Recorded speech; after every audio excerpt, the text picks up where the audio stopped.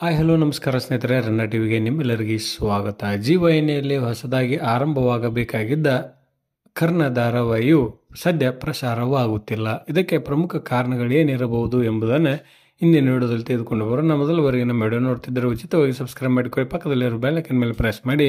ನೀವು ಸಹಿತ ಈ ಧಾರಾವಾಹಿಯನ್ನು ನೋಡಲು ಕಾಯ್ತಿದ್ದರೆ ಈ ವಿಡಿಯೋಗೆ ತಪ್ಪದೇ ಬಂದು ಲೈಕ್ ಮಾಡಿ. ಶ್ರುತಿ ನಾಯ್ಡು ಅವರ ನಿರ್ಮಾಣದಲ್ಲಿ ಮೂಡಿ ಬರುತ್ತಿರುವ ಕರ್ಣ ಧಾರಾವಾಹಿಯಲ್ಲಿ ಕಿರಣ್ ರಾಜ್ ಅವರು ನಾಯಕರಾಗಿ ಕಾಣಿಸಿಕೊಂಡಿದ್ದರು. ಭವ್ಯ ಗೌಡ ಅವರು ಮತ್ತು ನಮ್ರತಾ ಗೌಡ ಅವರು ನಾಯಕಿಯರಾಗಿ ಕಾಣಿಸಿಕೊಂಡಿದ್ದರು.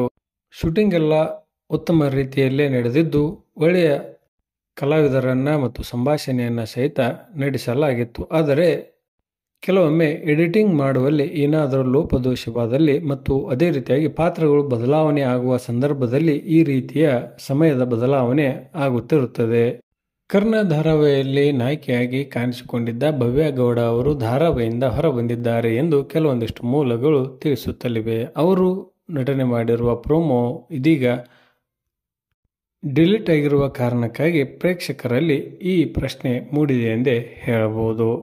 ಕೆಲವೊಮ್ಮೆ ನಿರ್ಮಾಪಕರಿಗೂ ಮತ್ತು ನಟ ನಟಿಯರಿಗೂ ಈ ರೀತಿಯಾಗಿ ಏನಾದರೂ ಸಮಸ್ಯೆಗಳು ಆದಲ್ಲಿ ಅವರು ಧಾರಾವಾಹಿಯಿಂದ ಹೊರಬಂದರೆ ಆ ಜಾಗಕ್ಕೆ ಮತ್ತೊಬ್ಬರನ್ನ ಆಯ್ಕೆ ಮಾಡಿ ಮತ್ತೆ ಶೂಟಿಂಗ್ ಮಾಡುವಷ್ಟರಲ್ಲಿ ಸಾಕಷ್ಟು ಸಮಯ ಬೇಕಾಗುತ್ತದೆ. ಇದಕ್ಕೆ ಕಾರಣಕ್ಕಾಗಿ ಕೆಲವೊಮ್ಮೆ ಧಾರಾವಾಹಿಗಳು ತಮ್ಮ ಸಮಯದ ಬದಲಾವಣೆಯನ್ನು ಮಾಡಿಕೊಳ್ಳುವುದು ಸಹಜವಾಗಿರುತ್ತದೆ.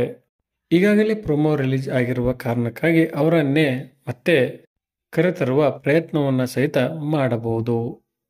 ನಿಮ್ಮ ಪ್ರಕಾರ ಭವ್ಯ ಗೌಡ ಅವರು ಕರ್ಣ ಧಾರಾವಾಹಿಯ ನಾಯಕಿಯಾಗಿ ಮುಂದುವರೆಯಬೇಕಾ ಅಥವಾ ಬೇಡವಾ ಎಂಬುದನ್ನು ಕಮೆಂಟ್ ಬಾಕ್ಸಲ್ಲಿ ತಿಳಿಸಿ. ಧನ್ಯವಾದಗಳು. ನಮಸ್ಕಾರ.